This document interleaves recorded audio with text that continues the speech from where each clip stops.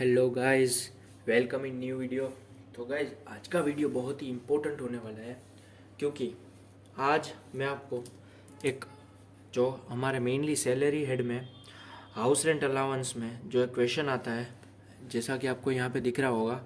ये जो क्वेश्चन है क्वेश्चन नंबर 21, ऐसा हमें क्वेश्चन आता है कि एक ही एम्प्लॉय होता है और वो दो फर्म में काम कर रहा होता है और वो दो फर्म में काम करने के साथ साथ पैरेलली वो मीन्स सिटी बदलता है और उसका बेसिक सैलरी और वो सब भी चेंज होता है। तो जनरली इसमें प्रॉब्लम क्या आती है कि हमें इसमें डिवीज़न करना होता है, हमें इसको कैलकुलेट करने के लिए। जैसा कि ये मैंने सॉल्यूशन में किया है, देखो आप, ये जो मैंने सॉल्यूशन में किया है अप्रैल to August, September October to जनवरी, फरवरी और मार्च। ये कई बच्चों को दिक्कत होता है कि इसको हम आइडेंटिफाई कैसे करें। तो इसका एक मैं आपको सिंपल ट्रिक बताता हूँ कि जिससे आप इजीली आइडेंटिफाई कर सकेंगे कि हमें किसको और कितने पार्ट्स में मीन्स कितने इसको डिवाइड करना है। तो इसकी चलो मैं आपको ट्रिक बताता हूँ। इसकी ट्रिक क्या है, सिंपल है। सबसे पहले आपको क्या करना है, सबसे पहले आपको एक प्लेन पेज पे कुछ नहीं करना है, सिंपली आपको सिर्फ मंथ के नेम लिखने हैं, यानी अप्रैल से लेकर मार्च तक। तो गाइस कुछ ऐसे नेम लिखने हैं, बाद में आपको क्वेश्चन को रीड करना है। अभी देखो मैं जैसे जैसे कर रहा हूँ आपको सेम वैसे वैसे कर रहा है। मैं यहाँ पे क्वेश्चन रीड कर रहा हूँ, तो मैं यहाँ पे आपको एक बार क्वेश्चन डिस्प्ले कर दे रहा हूँ, तो आप इसको या तो स्क्रीनशॉट ले लो या फिर देख लो। तो आई होप आपने स्क्रीनशॉट ले लिया होगा। तो चलो मैं अभी क्वेश्चन को रीड करते समय इसको कैसे सोल्व करते हैं मैं इसको इस पे डिस्प्ले पे मीन्स ये मैं इसको सोल्व करूँगा यहाँ पे।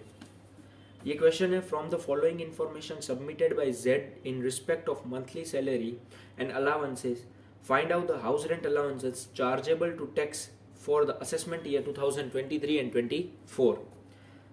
नेम ऑफ द एम्प्लॉयर है, देखो यहाँ पे भी दो एम्प्लॉयर है, ए लिमिटेड और B limited. Period of the employment. तो गाइज यहाँ से हमारा मज़ेदार टॉपिक यानी एक इम्पोर्टेंट काम शुरू होता है।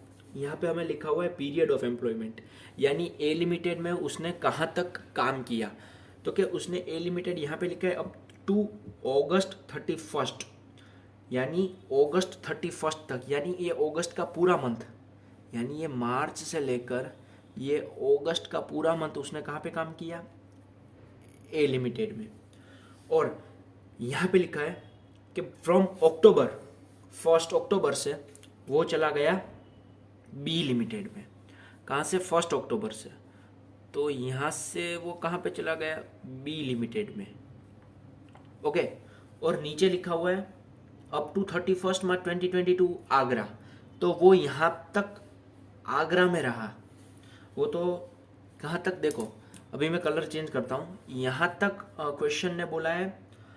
तो भी इसको बाद में करते हैं सॉल्व, क्योंकि फर्दर क्वेश्चन में अगर कुछ चेंज आएगा तो हमें उसके हिसाब से चेंज करना पड़ेगा। तो मैं क्वेश्चन को फर्दर रीड करता हूँ। Basic salary increased to 18,000 from February 1, 2023। तो यहाँ से February 1, 2023 पूरी फरवरी से उसकी बेसिक सैलरी क्या हो गई, तो इंक्रीज हो गई 18,000, इंक्रीज्ड टू 18,000। और हमें अप टू 31 अगस्त तक उसकी बेसिक सैलरी क्या थी, मीन्स यहाँ में उसकी बेसिक सैलरी क्या थी, उसकी बेसिक सैलरी थी 6,000। और अक्टूबर 1 से, यानी बाकी तो कुछ हमें दिया नहीं है, तो इसका मीनिंग यही हुआ कि अक्टूबर 1 से इम्प्लाइड है कि अक्टूबर 1 से उसकी 31 जनवरी तक उसकी बेसिक सैलरी क्या रही होगी, 11,000। बाद में house rent allowance, rent paid at Agra. देखो यहाँ पे लिखा है रेंट पेड एट आगरा, तो उसने आगरा में कितना रेंट पेड किया, और उसका ड्यूरेशन भी है कि वो आगरा में कहाँ तक रहा। तो उसका ड्यूरेशन हमें दे रखा है 1 अप्रैल, यानी यहाँ से वो रहा सितंबर 30 तक। कहाँ तक, सितंबर 30 तक, यानी पूरा सितंबर। रेंट पेड एट आगरा, कितना रेंट पेड किया उसने, 2,600। Okay, rent paid at Bombay from 1 October 2022 to 28 February. Means यहाँ से अक्टूबर 1 से फरवरी तक उसने रेंट पेड किया कहाँ? मुंबई। यानी यहाँ पे आप सिटी चेंज हो गया तो ये 50% ऑफ आएगा और ये आएगा 40%। ये इतना क्लियर हो गया, यहाँ से आपको इंटरप्रिटेशन लग जाने चाहिए। तो इस यहाँ पे इसने 7,000 रेंट पेड किया और फ्रॉम 1 मार्च यानी 1 मार्च से उसने गोवा में रेंट पेड किया जो था 40% यानी 1560। ओके, तो इतना आई थिंक आपको क्लियर हो गया होगा। जो क्वेश्चन ने बोला वो हमने इंटरप्रिटेशन निकाल दिया। तो आप यहाँ पे देख सकते हो गाइस कि जो क्वेश्चन ने बोला वो सब हमने यहाँ पे इस डायग्राम पे शो कर दिया। तो यहाँ पे आप खुद अपने इसको, ये जो मैंने डायग्राम बनाया उसको इंटरप्रेट करो कि पहला पीरियड हम कहाँ से कहाँ तक का बना सकते हैं। देखो, ये जो ए लिमिटेड में एम्प्लॉय था वो कहाँ तक था? अगस्त 31। और उसकी जो बेसिक सैलरी थी कहाँ तक थी? अगस्त 31। तो ये जो इतना पार्ट है, कितना, ये जो इतना पार्ट हुआ अगस्त 31 का, वो सेपरेट हो गया। देखो यहाँ पे दो खत्म हो रहे हैं ना, ये मीन्स एक पार्ट तो इतना बनेगा अप्रैल टू 31 अगस्त।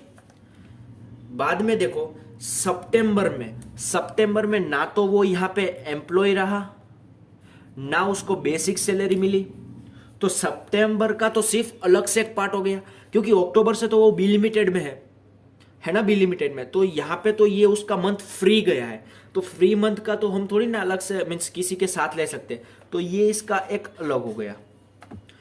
बाद में आप देखो कि वो बी लिमिटेड में आ गया। अभी बी लिमिटेड में आ गया तो भी उसका जो बेसिक सैलरी था, पहले जो बेसिक सैलरी था जो जनवरी 31 तक का कितना रहा? वो 11,000 रहा। जनवरी 31 तक वो कितना रहा? 11,000 रहा। तो इसका मतलब क्या हुआ गाइस? तो कि एक एरो यहाँ पे खत्म हो रहा है ये, तो इतना पीरियड हम अलग बना देते हैं, अक्टूबर टू जनवरी। कहाँ तक? अक्टूबर टू जनवरी। और बाद में आप यहाँ पे अगर गौर से देखो तो कि यहाँ पे हमें क्या लिखा हुआ है, मीन्स डायग्राम को आप थोड़ा इंटरप्रेट करो तो कि ये यहाँ पे खत्म हो रहा है 31 जैन को। तो अभी यहां से देखो, यहाँ पे दूसरा एरो भी खत्म हो रहा है, फेब में हो रहा है और एक यहां से शुरू हो रहा है। तो इसका मीनिंग क्या हुआ कि फेब का भी अलग बनाना पड़ेगा एक।